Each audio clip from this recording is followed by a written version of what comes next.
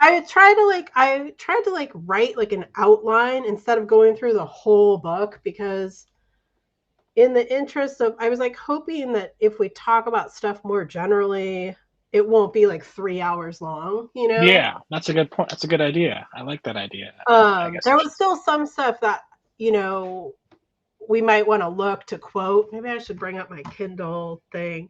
And now that I kind of figured out how to search Kindle a little better too, Oh, instead of just like, you know, trying to find it, like you can just use the magnifying glass and actually search oh like yeah. a keyword. If you know a word that if you can remember at Yeah, least one word, then you're good. If it's a unique enough word, yeah. then you're pretty I good. built this ginormous let's see, how do I, okay, well it's here. I have it if we need it. Um I built this ginormous project. I don't even know what the hell it is yet about Moses Malone, because he's been in like 3 of the books that we've read. Yeah. So I like pulled a bunch of like the weirdest, most bizarre quotes from each book and just made little like slides. And then I started like digging for like, I found like footage from both ABA teams he played on. I found footage from, the only thing I didn't find footage from was Portland. But I found footage from Buffalo, footage from Houston, and then footage from Philly, obviously, which was the championship. But it was so interesting, like through the lens of this book, because he always had such great contracts. Like he was like in all of the books, he's like depicted as this, you know, kind of a dummy in a way, or at least like not a wordsmith, I guess. But then he had his contracts were always like fantastic. I So I got thought the that was intense. interesting. I got that. I understand what you're talking about, but also I got the impression that just maybe between the lines, but I thought it was kind of also in there as well, is that he was just kind of playing dumb. He was just because he thought it benefited him somehow. He wanted to get paid. He wanted to get money. And they all Yeah, they all do, but he wanted really to get a lot of money, and he did.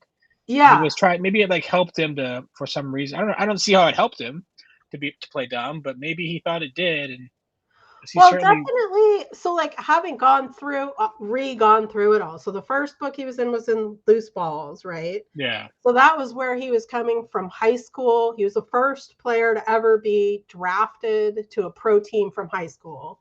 Mhm. And the argument was, well, you can, you know, I mean, they were dirt poor, and his mom was working like 2 jobs. She wasn't even supposed to be working because she had like kidney disease, and which, you know, they were so poor, like they said that they didn't even have grass in their front yard. Like that's how dirt poor they were.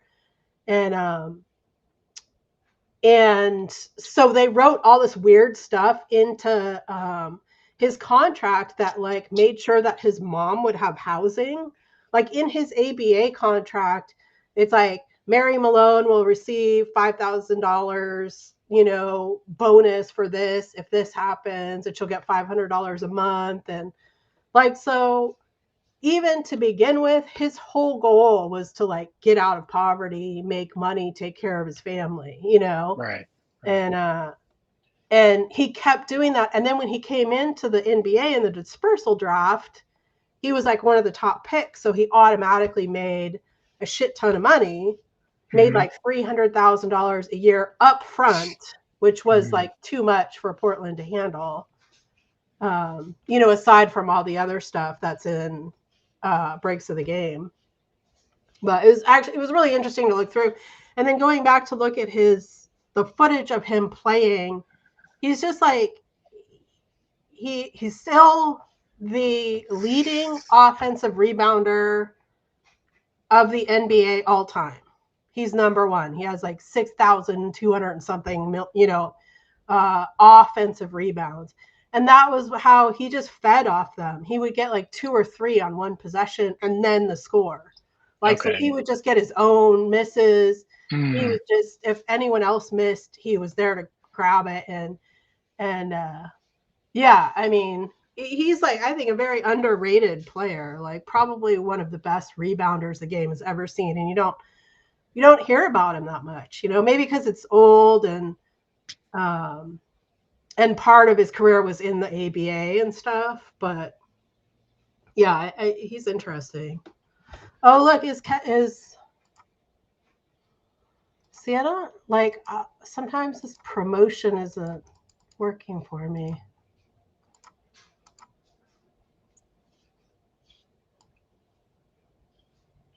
Who is that? That's one visitor? I don't think I can't click on them if they're just a visitor. I can't promote them to the stage. So yeah. I don't know. All right, well, let's just start because I don't. My husband's back is still super jacked, and I have to get my son up in an hour and a half or so. So I don't have a ton of time. But yeah, I read your thread too, and I pinned it over here in the chat. Yeah, I saw that. And I mean, it was just so good. Like, I don't know why he didn't. When I was reading it, I was like, why isn't this just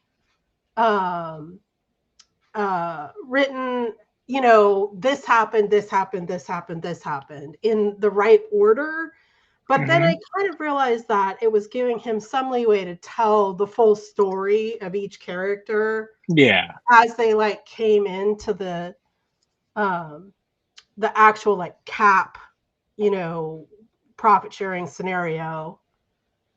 So like I just pulled out all these ones that I thought were really interesting and important, like the NBPA, the establishment. I thought it was just really cool that he talked about Bob Cousy, like basically launching like a letter writing campaign to start it. And then Larry Fleisher, obviously like working for the Players Association for free for however many years he did. It was just like some dude, like some friend of Tommy Heinsohn's like, hey, I know this guy. Yeah. Crazy, just fly by night kind of thing. And then the Robertson settlement obviously is like super important. I tried to look it up, but it was hard to like go through each thing. But I think, generally we can agree that it established free agency. And it got a little confusing. Like part of it was that they were asking for the ABA to stay a league so that there was like competitive salary. And I didn't exactly know how that part of it was settled because the ABA folded right as Robertson was settled in 1976. So wait, actually it folded in 1979, right? So anyways, yeah. So and then obviously to 1983. So the main presidents were like Bob Cousy is kind of peripheral, Tommy Heinsohn peripheral, Oscar Robertson, and then Bob Lanier, right? Was there another one in there? Do you know?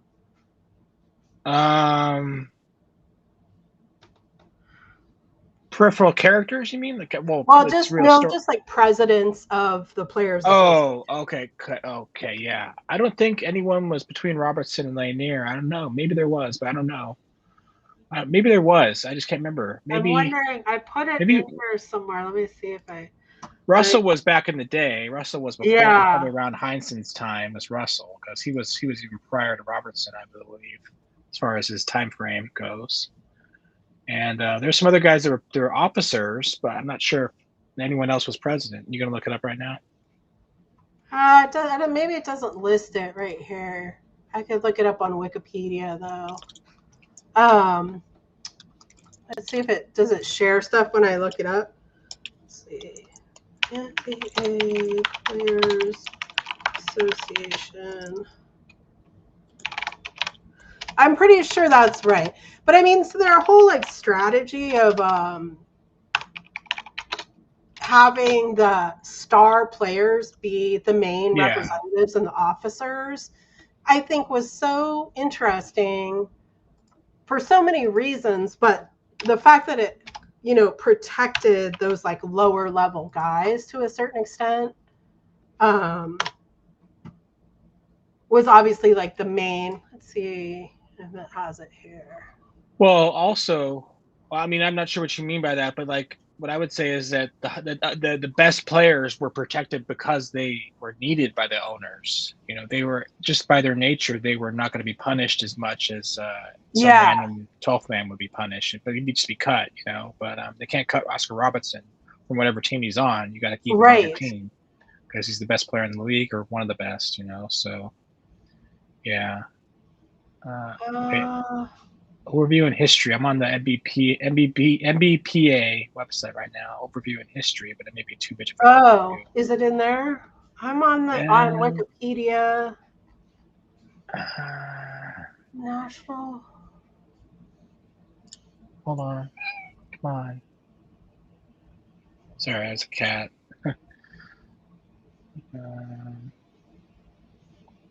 Okay, Oscar Robertson succeeded Heinz, and we know that. This is kind of all fancy. 1964 All-Star Game. Cool. This is a cool, fancy little website they got going on here. Oh yeah, maybe I should go check it out. Let me see. And then 1970, let's see what happened here. Oscar Robertson suit. Paul Silas was president as well. Oh Paul right, Silas part okay. of the Bridge the Gap Yeah. there. I bet you he was the other one, the only other one, I would imagine. And then in the 80s, we have, it's kind of a janky navigation thing here, though. But, all right. Programs, news. They don't really list like their presidents, at least that I No. found all the way down. Junior Bridgman became president after Bob Lanier. Okay. I never heard of Yeah. him. Did you know him because you were watching NBA back then? I think, right? Or No.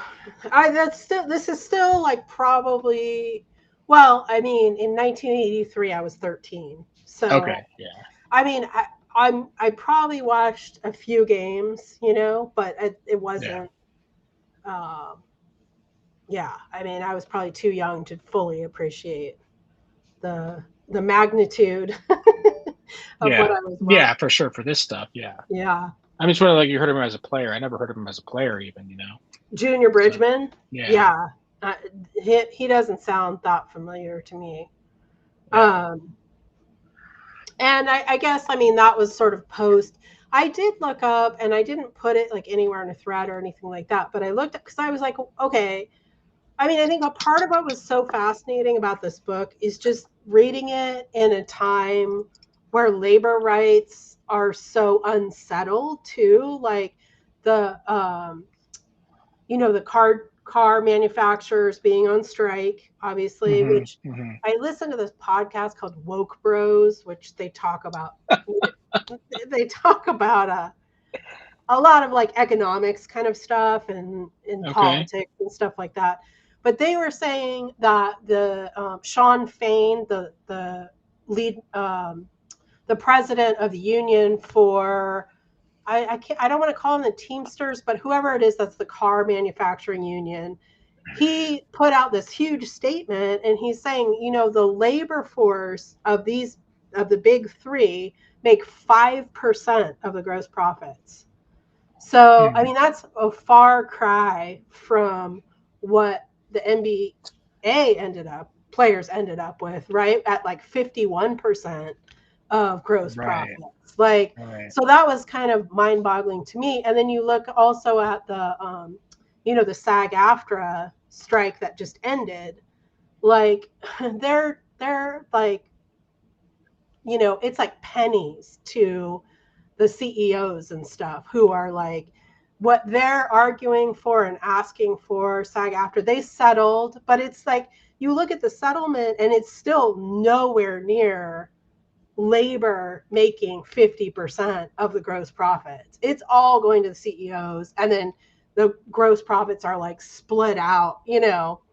So it was fascinating in that sense. And I know he talks a lot about how like a normal person isn't going to have that much sympathy for some guy making a few $1 million, not having good labor. But at the same time, I think it's like, and I mean, the guy who wrote this is just a lawyer. He's not basketball lawyer. He's a labor rights lawyer, right? And Oh, then, is he? yeah, I, and I mean, looking through all of these, like, I was looking through it last night too, I think, and they were saying Tommy Heinsohn, his dad was a union rep. And then he had like an insurance business on the side as well as being a player, which is so weird. But so he had, sort of like legal experience with union rights and stuff like that. And then we learned David Stern's backstory and we learned Larry Fleisher's backstory as far as like, I think it was Larry Fleisher's family owned a deli and his dad was like a big union guy, big labor guy. And same with David Stern. So, I mean, it's just interesting that I think it went through like a time of like after the 80s, after kind of like the Reagan type stuff where it was like, oh, pull yourself up by your own bootstraps. Like, unions are ripping people off and like, they're not helping you do anything. But it's like you go back to something like this and you see how much they can really win and be effective for people too.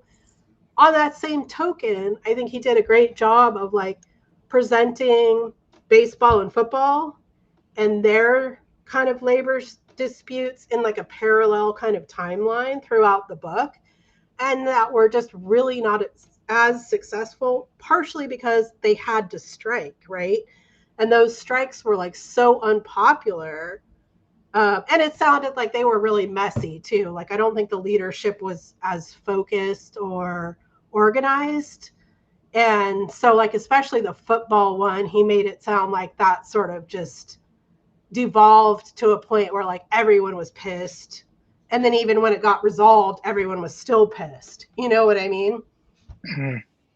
So anyways, I mean, that was pretty much a tangent there. The whole labor rights well, yeah, movement. I didn't know that they made so little in the in SAG and the United Auto Workers Union. I didn't know that they made so little compared to, but I guess 50% of gross revenues is a lot. Yeah, you figure like maybe Yeah, if they had some profit, they would get that, or if they get some portion, less than 50% of gross revenues. That's a lot of. yeah. And Back then it was even what was it in the book? It was back in the 80s. It was like 53 or 53 at the end, right? Now yeah, it's more like 50-50, I think. yeah. They keep straigning a little bit more. Not keep. I mean, it happens once in a while now, but maybe once a contract, but Well, still. and this new CBA adding in those things that seemed really like you're like, okay, they can get like revenue from pot sales and like invest in marijuana companies and like betting. That seems like stupid at the time, but it's only stupid unless it's not stupid. You know what I mean? Yeah, Like, right, right. and if it turns into something, like, I feel like in a lot of ways, like David Stern took a bet on cable, right? He was like, okay, we're not really like top of the heap on television. We're not like, doing what we think we should do. So we're going to like explore all these other markets. And then all of a sudden it was just like an explosion of income. And everyone wins in this situation because everyone is reaping the benefits of, expanded income. And so anyways, I think there was probably some bets that didn't pay off too along the road, um, and we definitely know, like, I mean, by knowing the Kings' history, like the Kings were in Kansas City, but they were going back and forth from, I can't remember which city they were going back and forth from, but that's why they moved to Sacramento because they couldn't get enough sponsors to sponsor the arenas that they were playing in. So they were Hmm. driving, they were playing half their home games in one city and half their home games in Kansas City, and then and it was a nightmare, right? And they still didn't have enough sponsorship. It was like the ABA sponsorship where you were like had like billboards on the side of the court and like who was doing ads on the court and all that stuff. So that was like a lot of the impetus for them to move, or to sell because they didn't have the gate receipts to cover their own butts, basically. I think they may have been, although he didn't talk about them specifically at all, and it was 1985 by the time they moved. I think they may have been one of the crummy owners. Yeah. You I know? thought they were. I thought they were mentioned like in a list of teams, cities. Yeah, that could be. Like L.A. Clippers, Houston. There's another big one, Cleveland, and like Kansas City. They might have been listed Yeah, like just a list of cities. yeah. Omaha, Nebraska, Kansas City, Missouri, and Omaha, Nebraska. Okay, I looked it up on ChatGPT. If it's right, it probably is. Was Oma the other Yeah, city, or was Omaha, that a Omaha. different? Oh, wow. And they played Kansas City dash Omaha Kings, split their home games between the two cities, Kansas City, Missouri, and Omaha, Nebraska, which are right on top of each other. Nebraska's on Okay. top of Yeah. So they maybe were just, not. Maybe I think Nebraska's on top of Kansas, but I don't know that area of the country that well. yeah, that's interesting. That would Yeah, suck though to have like two homes, yeah, going back and forth. yeah, So okay. And then the Robertson settlement is obviously like a huge deal that really promoted that idea that there should be like a competitive market, that players should make more money. And then Fleischer was able to continue to use that market as like kind of a threat, and like kind of comparing it, to the salaries. Even though it's funny because like the salaries in the ABA were a lot of them were like those weird Dolgoff plan deferred money things and stuff. So it looked like a lot um, more than um, more than it actually was. Like they're like, oh yeah, he got like a $400,000 contract, but like $200,000 of it was going to pay out in 10 years or whatever. Um, hey Chewy, how's it going? I invited you to the stage if you're interested. Um, but if you want to just hang out, that's awesome too. So, and then the other thing about the Robertson settlement was that he could use it as like when they were talking about the salary cap, and he kept saying it violates the Robertson settlement. So we yeah. can't Right. end.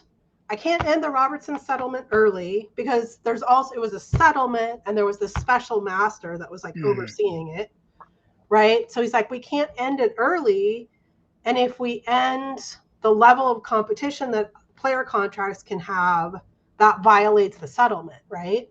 So he okay. sort of had this like good, I thought he used it really well as like a bargaining tool of like, you guys need to give a little bit more to make it worth it Mm. for us to end the settlement, Oh, right? okay. I didn't read that, Which is but what ended up happening in the end is yeah. they ended it early because it was supposed to go to 1986, and they ended it, I think, um, around 1983. Okay.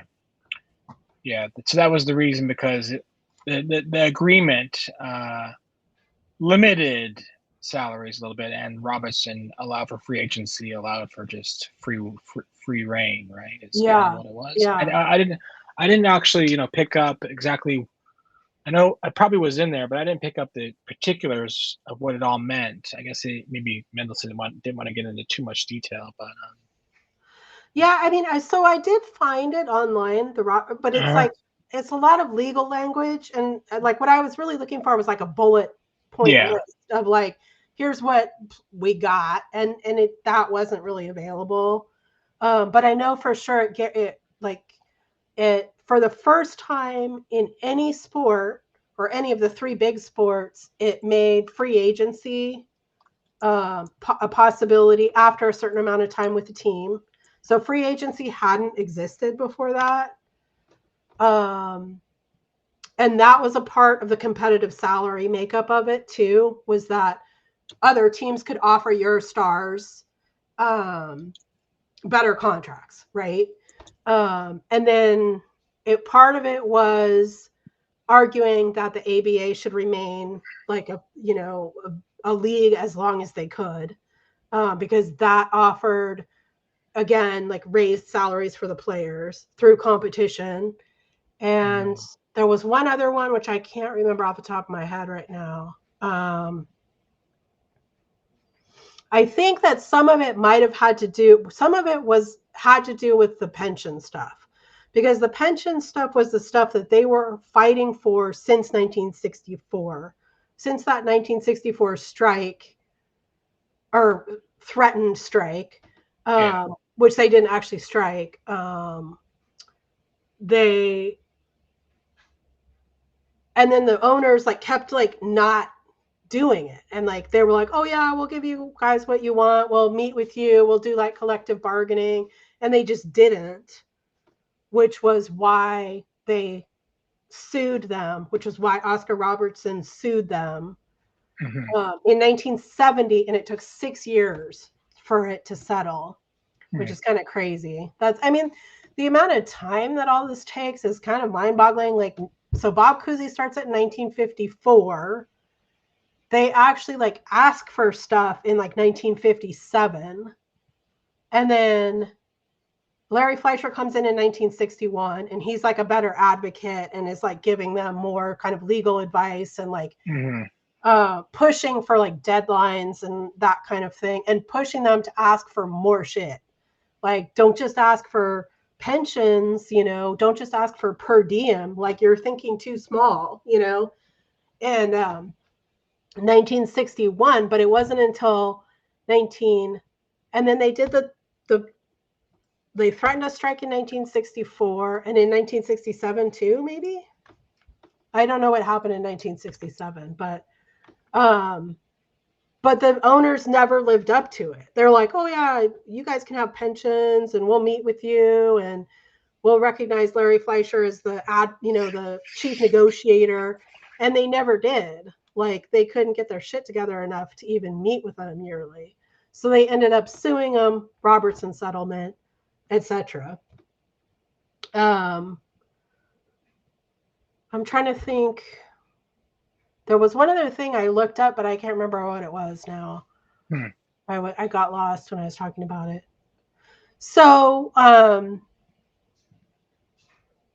yeah, and then I mean the bargaining tactics and sticking points to me were oh, I looked up how many times has the NBA actually actively been in a strike, right?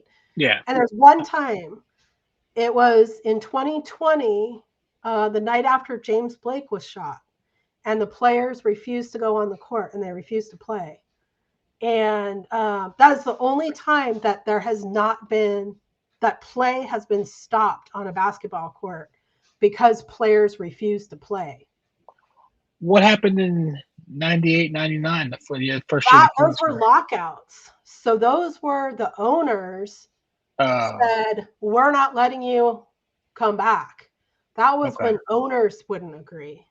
So that I Okay. looked that up too, because I was like, what's the difference between a strike and a lockout then? Because I knew that there had been, I think there's officially been 3 lockouts, 2 in the 90s, the one that was really long in the 90s that let the Kings build up their good team, and that Jerry said was like a benefit because they like got to, get all these extra pieces and like Right.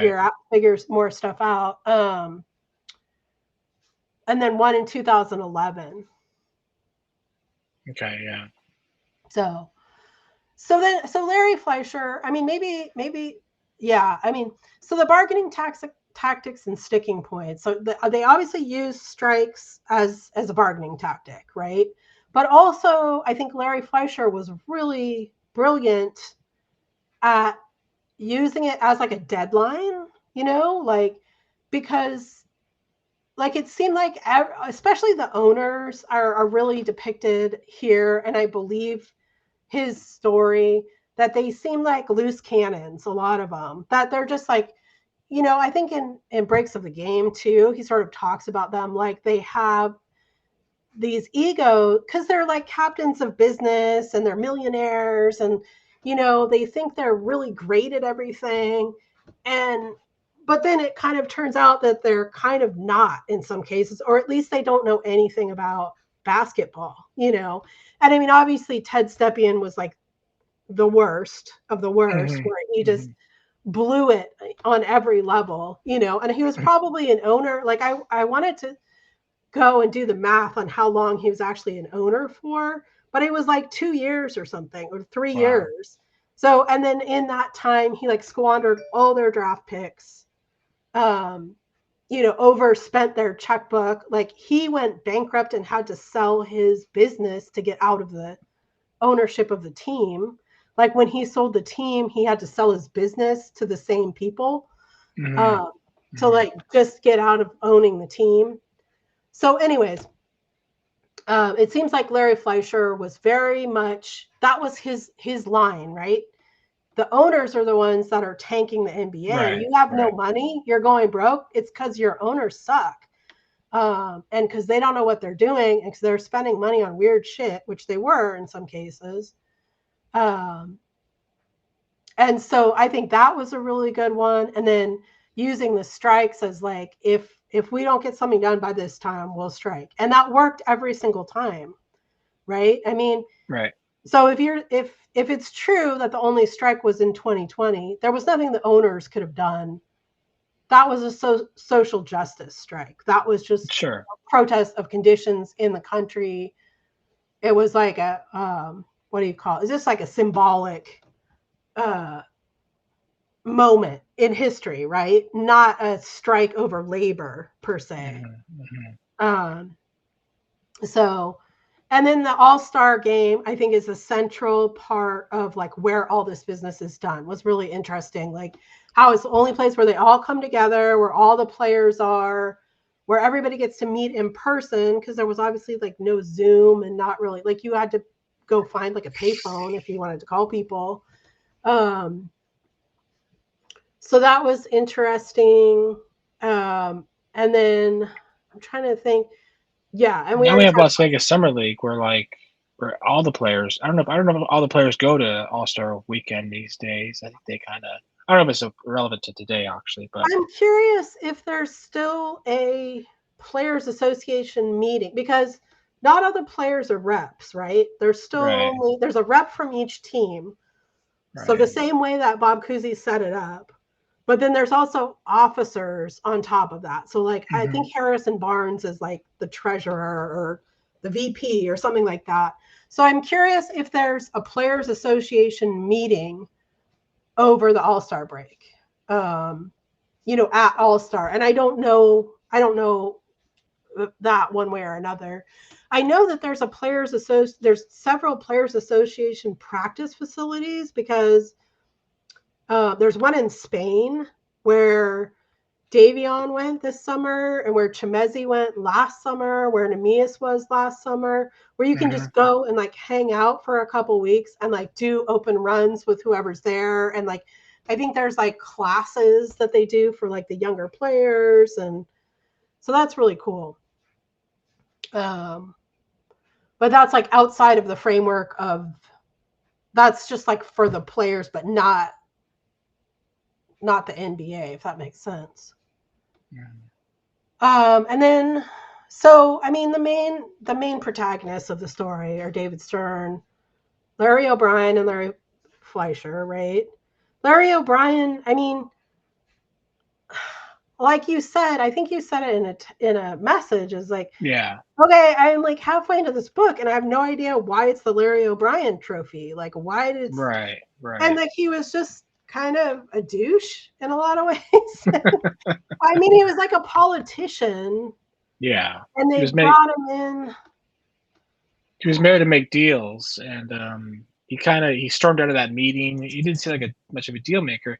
He seemed like he was kind of a. They said that David Stern was the real, like, the de facto commissioner, even Yeah. when the negotiations started already, even though he was just the whatever he was, the executive council, whatever he was, But So, but it Larry Brown seemed was like, just kind of hanging out and doing his yeah. being at the It seemed opening like by the ceremonies. end of the story, though, everybody kind of gave Larry O'Brien credit for the Yeah. progress that had been made under his tenure, kind of, even though it was potentially David Stern who was doing the work, right? Like David Stern seems like he was the negotiator, and Larry Yeah. O'Brien was like the CEO, like who shows up, and he didn't have the legal training and etc. And I Takes the didn't. credit. Yeah, I wonder. I wonder. I kind of want to look up right now and see. Let's see. Why is the Larry O'Brien Trophy named after him? Greatly improved attendance numbers, introduced the salary cap, and oversaw the introduction of the 3-point line. Yeah. As a result of his It's weird. contribution. It's weird they renamed it out to him right like soon after he left. I figured that you name it after the commissioner, in honor of them after a few years Yeah. after they left. Like, Well, it seemed like but, there was lots of good vibes, like even okay, directly yeah, after this happened, right? And I think hmm partially because like you could see what had happened in baseball, you could see what had happened in football. hmm And for both of those sports, I think, especially baseball with the strikes and the lockouts, although it was probably later on, I think they lost a lot of their appeal over the years as like one of the top sports, right? By having these long, prolonged battles that stopped play. It sounds like the football strike that happened was viewed in a similar way by the fans, where it was like, dude, what are these guys fighting over? Like they're millionaires, and it yeah, just wasn't vocalized well or like presented to the fan base in a way that made any sense whatsoever. Or to the players. It sounds like the players were really super bitter and annoyed with it. And they didn't achieve nearly what the NBA did. They they right, the NBA was the first to the cap, the first to the salary minimum, the first to free agency. So they've been massively progressive in terms of labor rights yeah. throughout. I mean, basically since Larry Fleisher got involved, right? And they have revenue sharing between the players and the owners, and among the owners, which is important for Yeah, people like Ted Stepien and Donald Sterling. They gotta yeah, help out the people that aren't as good at being owners, so that they can pay their players. yeah. I guess is what that point of that was. Where it's like you got to help these guys out. You got to share because you got what's his name, the guy from L.A. Oh, Doctor Jerry Buss. Jerry Buss. Yeah. Taking names and kicking ass, and I the guess other. like I mean that was kind of like after like thinking about this book for a couple days, I was like, okay, it's like super great. It seems super cool. It seems like the players won a lot of shit in these negotiations. But did it actually work? Because the way that the luxury tax is now, where you have like the Warriors and the Clippers, and you see, I mean, I don't think, I don't know what the Bucks salary looks like now. I don't know what the Celtics salary looks like now. But you have these owners that are willing to go so far above uh, Yeah. that cap, and like it seems in a way like what the Bucks did with Dame and what the Celtics did with Drew is almost an effort to get in before the new CBA starts, right? Because hmm the new CBA starts punishing and limiting, making it more of a hard cap, right? It's still not a hard cap by any stretch of the imagination, but it adds a lot of rules about what you can um,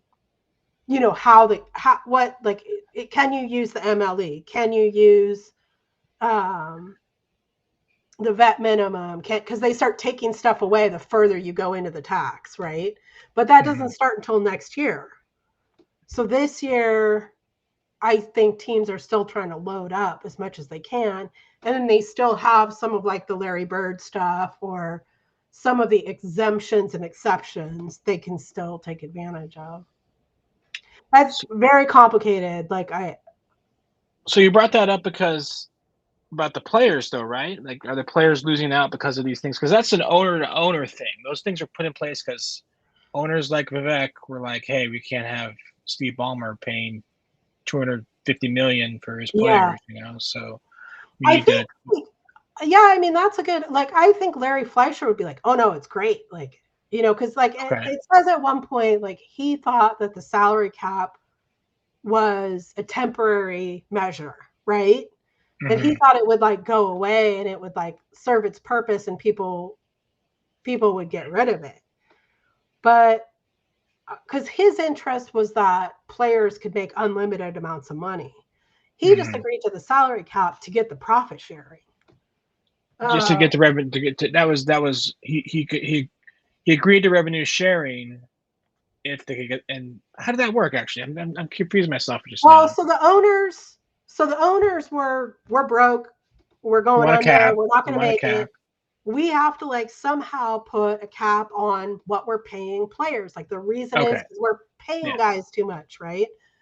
So I mean, Larry Fleischer's response, from my understanding of this book, was the reason why you're going broke is because your owners suck.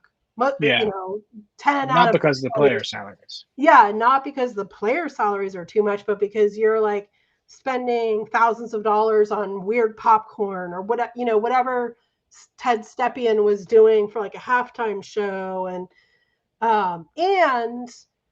you shouldn't punish the players for owners being bad, right? Players are like this integral part of the product, so they should be sharing in the profit of the product. You want a salary cap, we want profit sharing. So Mm-hmm. where's the line, Mm-hmm. right? Where can Okay. we meet? Um, Yeah. and That's what so it was. that's why they're tied together. That's why the salary cap is like also a percentage of the gross profit, right? Mm-hmm. So like they Mm-hmm. can adjust it or change it. Well, they do it with every CBA. They'll change it, but they can also like add a little bit to each salary or whatever, or like how the percentages go up every year based on how the cap goes up based on the income, right? Yeah. Um, so, anyways, uh, yeah, I don't. I mean, and then the owners were so like those. So I would say David Stern, Larry Fleischer, and Larry O'Brien were kind of the heroes of the story, along with the players, along with I mean, I would even put Bob Cousy and Paul Silas and Oscar Robertson, all of these players that worked like so tirelessly. Bob Lanier Mm-hmm. was they were when they were saying like Bob Lanier was like flying in and flying out and like missing parts of games and like trying Yeah. so hard to get this done. And there was like other NBA stars that were a part of the negotiations too. Those were like the heroes for sure. And then to me, the villains were the owners. Okay. Like Yeah. I mean, I think David Stern, you know, you could say that like Larry O'Brien and David Stern were kind of villains in a sense that they were promoting the interests of the owners, but they seem to be doing it in a more fair way, like especially in the context of like where they talk about how Angelo Drossos comes in. I don't know how to say his name. Drusos comes Right. in and it like blows the entire thing up, and he's like, "No, we're not doing that. We don't accept that," and like gets all foments all the other owners to Mm-hmm. like Mm-hmm. stop the negotiations when they're like almost done. And the Seattle Supersonics owner says that we'll have you done. You'll be forgotten in 2 weeks. We'll have replacement players, and that's what his Yeah, reaction was to the that was strike, yeah, proposed that, strike. It's the pro strike. right. That was really interesting. That whole like sort of rumination on how do you replace, like how do you bring in scab players and what does Uh that huh. look like, and how they would have set it up for like they wouldn't have done it that year, but the next year if the strike went into it, they would have like replaced entire teams with scabs. That would be a lot. I thought about that too as it relates to the coronavirus, like when they were having to pull up guys from the G League just to play the games every night, right? In Yeah. like 2021. But it was a lot easier because there was a G League, which there Right. wasn't. At this time it would have been whatever random like ABA broke down dude and a plumber. Mm-hmm. Um, so, and then the parallel labor fights, I've already talked about the NFL and the MLB were going through these same kind of growing pains, but they didn't have the same kind of success in their negotiations. And I don't think the public perception of the fights that they were having was as positive, right? I think fans were like, dude, you know, what are you talking about? I don't know, and I don't know enough about either of their structures at this point. I know they probably have salary caps and stuff like that, right? No, Um, MLB does not. I'm pretty sure. oh, they don't. Wow. That's why they have such crazy contracts in there, and Yeah. that's why New York is able to do really well because they've had a rich Wow. owner and a rich descendant of the owner for a long That's time. interesting. Yeah, and they're able just to buy good rosters at the very least. Yeah. Good squads. So Crazy. yeah. And then, so yeah, the NBA was the first to free agency, the first to a salary cap, and the first to profit sharing. And they may be the only in some of those still. A free agency was huge because, like, for that competitive edge of the market of being able to, lure someone away from another team, make teams compete for players. And then the story he told, like I said, I had gone on this like crazy deep dive on Moses Malone. And the story that he told about Moses, I have some slides, so I'll show them in a minute about Moses's whole contract deal was just insane. Like where he was like trying so hard to get like a contract for like 2 to 3 years, and then George Maloof dies, and he can't. So Philly, swoops in, grabs him as a free agent, writes a really complicated contract that a new owner, Houston had like a new owner who was like, what? Like, I can't even figure this out, much less match it. And so Philly got Moses, and then they won a championship that year. And Moses won a Trans Am for being the finals MVP. Um, it's so funny. And then the final deal where like he lists out all the stuff that the Players Association won, and the owners seemed to like pitch it as a win as well, but really it was a laundry list of everything Larry Fleisher wanted. It was the profit sharing, it was the salary floor, so not just having a cap but a floor, I think was really pivotal. um, and then all the different revenue streams that they got to dip their hand into was like crazy. Like, I mean, from gate receipts to, the cable contracts, et cetera, et cetera. And then all the different, and he went through, like, I didn't notate them, but they had all like the different exceptions, which, so I think like we talked about the Larry O'Brien trophy, but there's also the Stepien rule, which is basically Ted Stepien came in and traded everyone, all of his picks, and then signed a bunch of free agents for way too much money. And then he was like shit out of luck and like begged the league to give him more draft picks. So that's why the Stepien rule exists, to protect owners from themselves, from being dumbasses. And then like the Larry Bird rights were part of the original deal, because there was all these exceptions they were looking. I can't remember what the rookie one they were looking at was, but there was all these things that would have like been outside of the parameters of the deal they were writing. So they wrote exceptions for those. And that was pretty much the whole book. Is there anything that I missed that I'm thinking I should bring up your? Well, let's see here. Let me look at my yeah, as you said, my thing. Really, you didn't miss. Well, let me just look real quick. Can I share?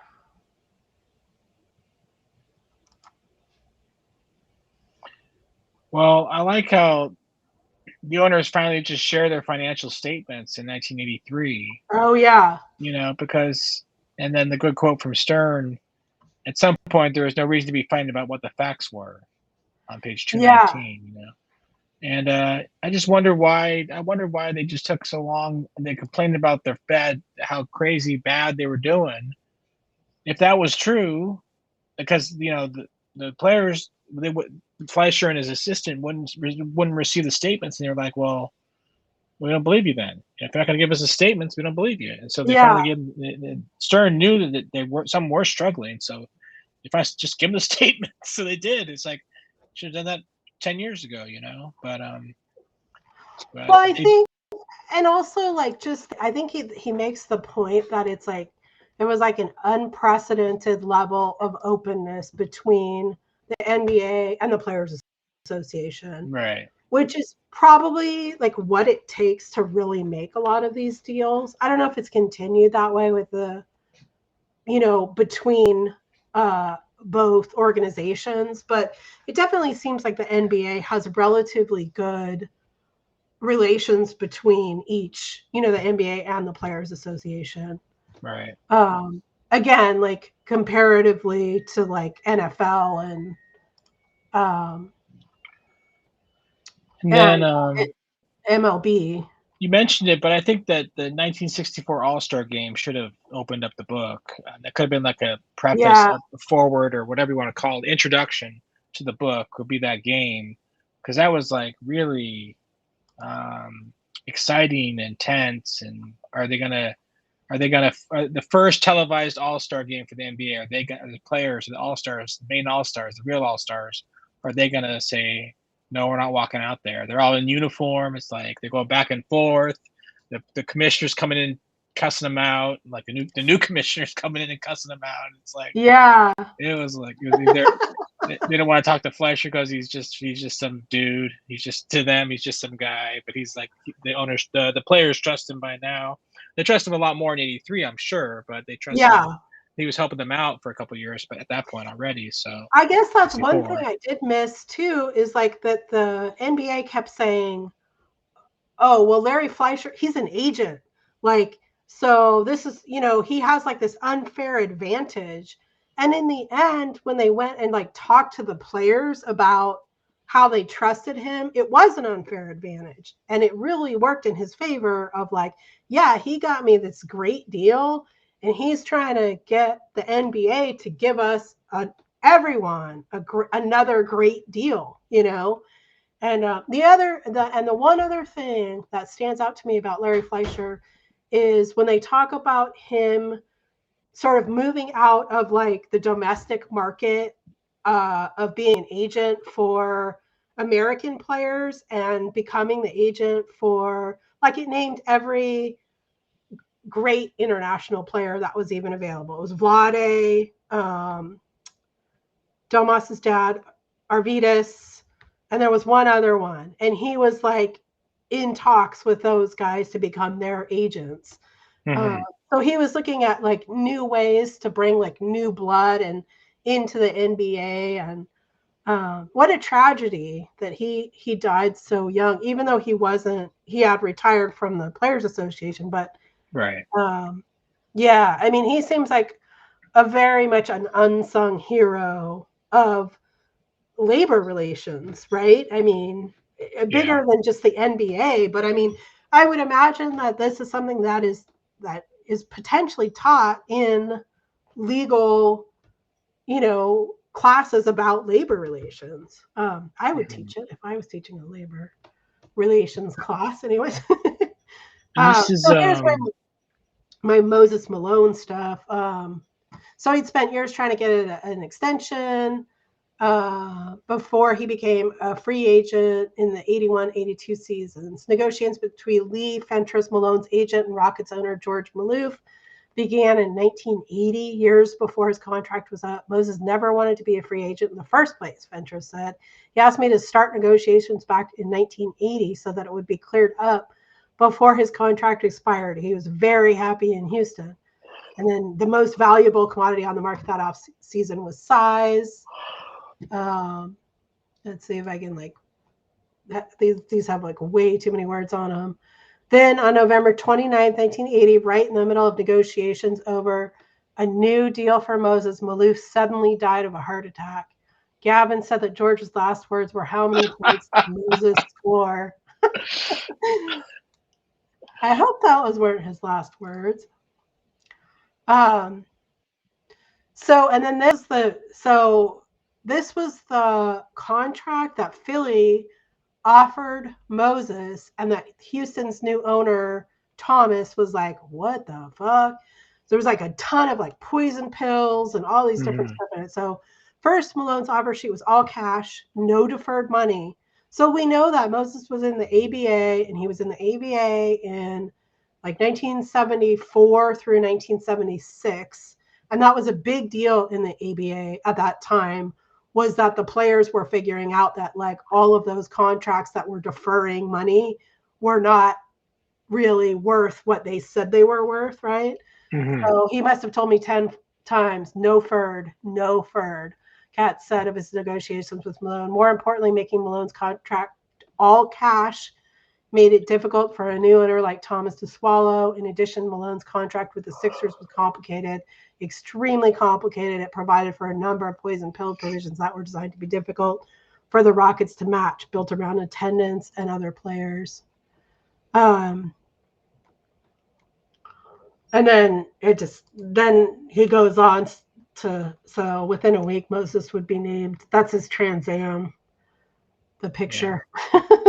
He finished the season as the highest paid player in the history of NBA. And to top it off, a Pontiac Trans Am for being the MVP of the finals.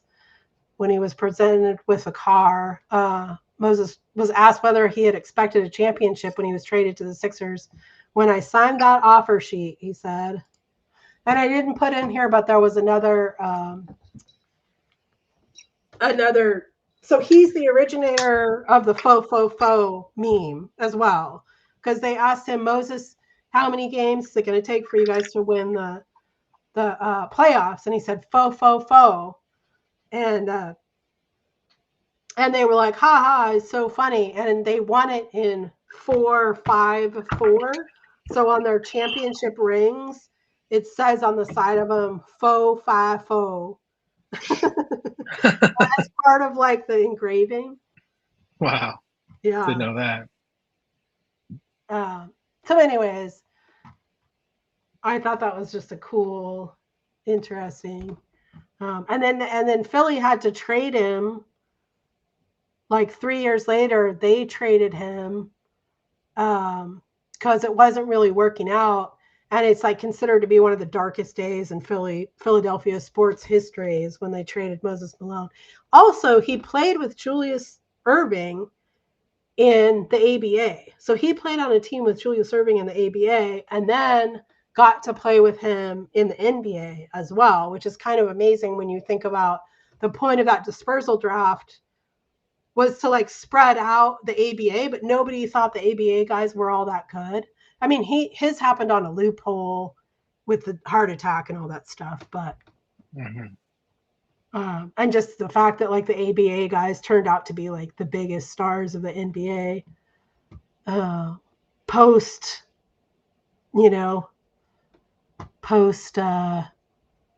dispersal, I guess. That's all I got, I think. Okay. This stuff. That didn't take too long. Yeah, I think you cover most of what I want to talk about, or all what I want to talk about. Let me see if I can get back to. Yeah, I'm sure I missed some stuff. I mean, I loved, like I said, like some of my favorite part was definitely the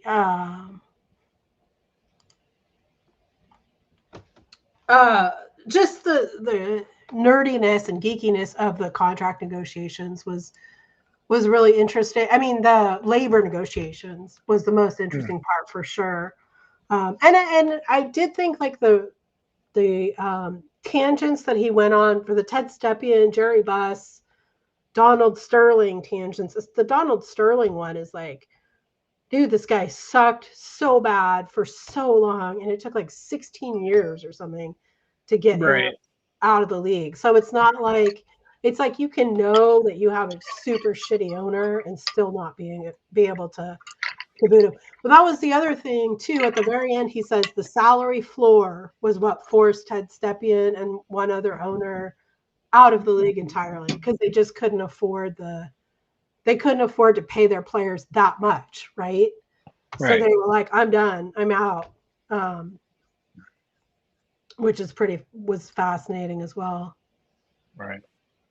Yeah, that's all I know, I think. Okay. Oh, I wanted to say this is officially our 12th book that we've read. So we Oh, have cool. been reading for longer than a year because we read one twice and split Yeah. one up and stuff like that. But so we've officially read a year's worth of books. So Hmm. thank Yeah. you. I've really enjoyed it. I Yeah. feel like Thanks for putting it on. Yeah. yeah, I feel like it's increased my knowledge uh, Yeah. for Definitely. sure, Me and too. it's Yeah. fun. It's fun to have something to read. It's gotten me into reading other stuff too. Okay, November 5th. So I'm going to end this event and then I'll build the new one in here and share it on Twitter and all that stuff. All right. Great. Sounds good. Chasing perfection, right? Right. Right. All right. Have a great night, man. You too. All right. See ya.